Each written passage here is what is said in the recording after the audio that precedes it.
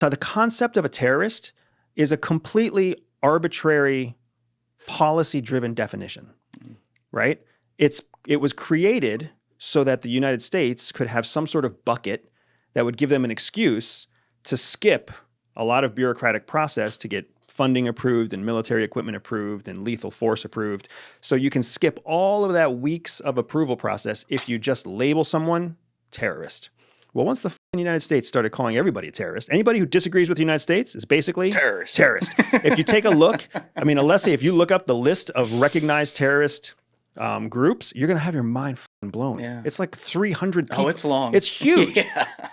We disagree with the United States, terrorist, whatever. So once the United States did that, that's just what everybody else did too. Yeah. So the United States labels the military in Iran a terrorist group. There you go. Start scrolling. Oh my God. There you go. Yeah, I'm not going to read all these. It's long. But You're right. And as long as you scroll down, you'll see it. Yeah. So guess what Iran calls the United States military? Terrorists. Right? And in the eyes of the UN, in the eyes of all the international organizations, they're like, well, what is actually a terrorist? And then we started subdividing.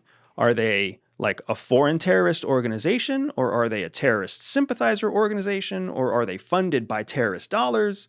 So there's all this craziness going on. So the reason I bring that up is just because I don't want to give Iran the credit of saying that they are strategic or like cautious about their mortality. What I want to do instead is consider the fact that what happened with Soleimani may have been the beginning point for them to start putting more effort and resources into coming up with calculated responses to the West, a la possibly October 7th. Oh. Right? Okay. Because think about the effort, planning, and financing that had to go into training, scheduling, and organizing a cross-border raid through a physical concrete wall against Israel.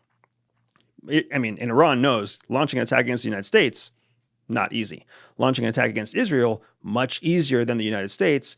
Plus, we can do that through a proxy. We can claim that it's not really part of us. The whole world's going to get distracted. We can light a match on the Palestine-Israel issue very, very quickly, knowing we've got friends to the north, we've got friends to the south, we've got friends to the east, and we've got friends to the west, and we sit on the east, right? So, if anything, I still believe that what happened on October 7th was orchestrated and approved by Iran, and has just been fabulously successful in their eyes, because now Israel is more isolated than ever.